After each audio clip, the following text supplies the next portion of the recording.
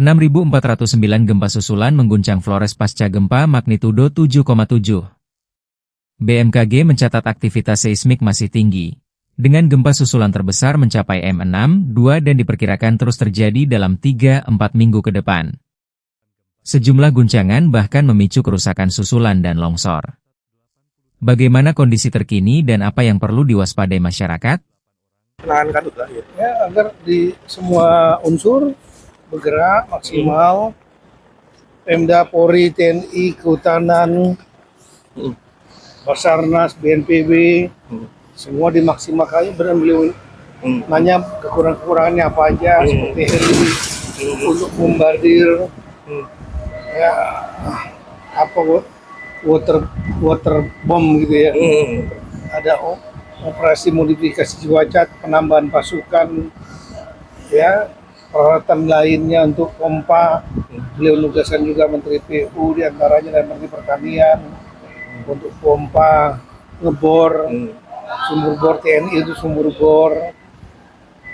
Kemudian juga minta kepada polisi untuk tindak tegas kepada pelaku pembakaran, dan saya sudah mengeluarkan instruksi Mendagri nomor 1 tahun 2026 yang intinya adalah melarang kepada kepala daerah ya, Bupati, Gubernur, Wali Kota melarang pembukaan lahan dengan cara membakar tanpa kecuali.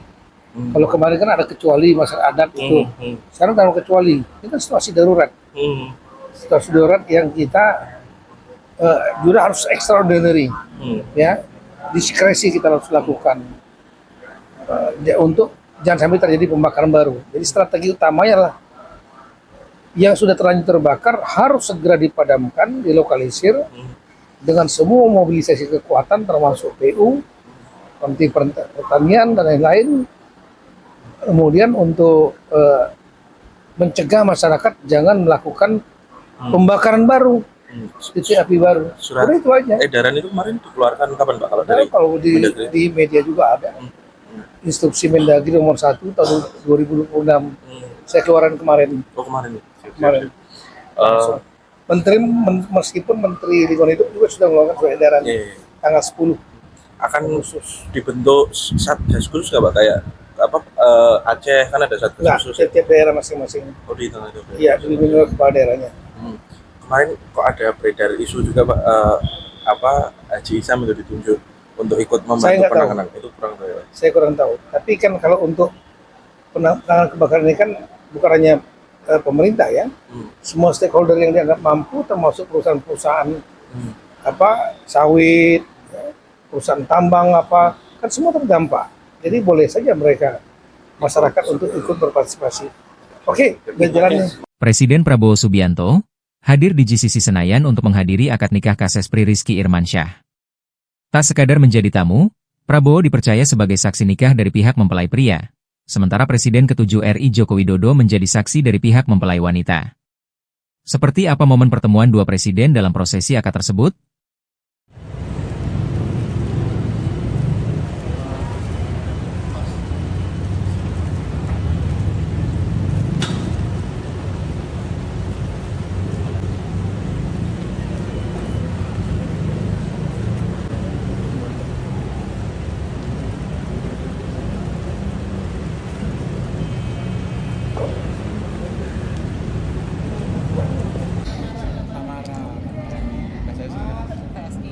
Mas Selfie cantik banget. Sekarang ke PSSI. Mas Gibran. Mas Gibran. Mas Selfie.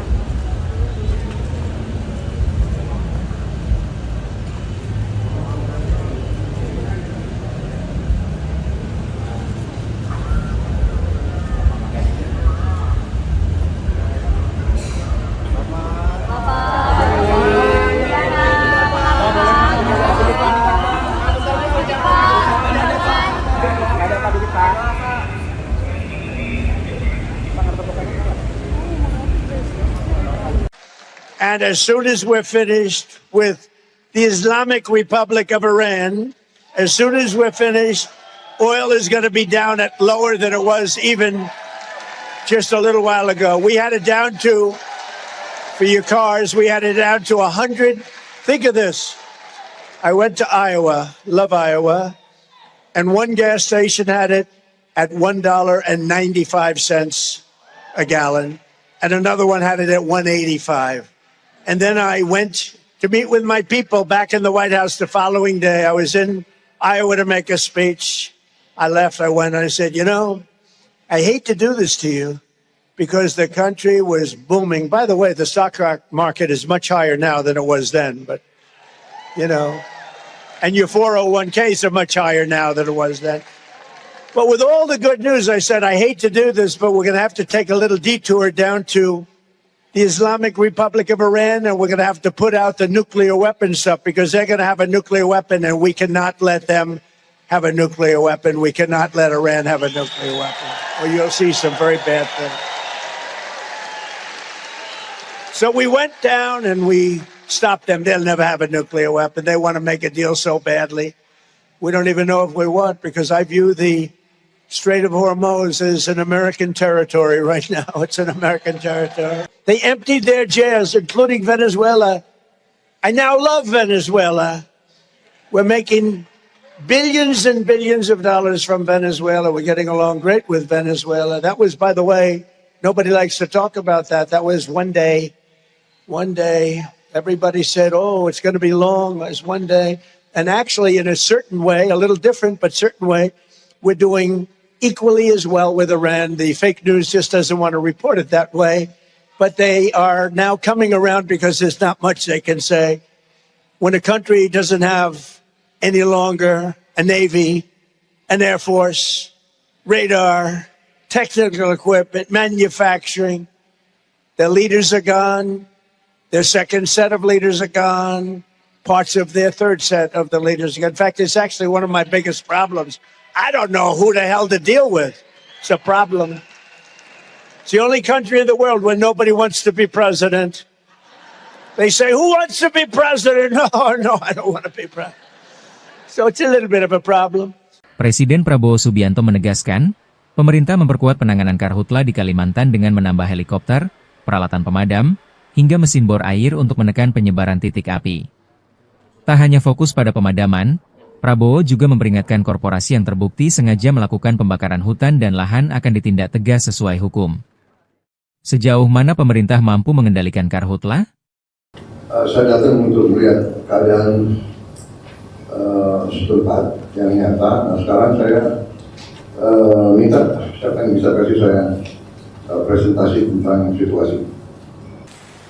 Kami laporkan tentang situasi terkini, pantauan hotspot yang selama 24 jam berdasarkan satelit, terdeteksi ada 198 hotspot dengan tingkat kepercayaan tinggi. Ini artinya dengan tingkat kepercayaan tinggi ada titik api dan asap yang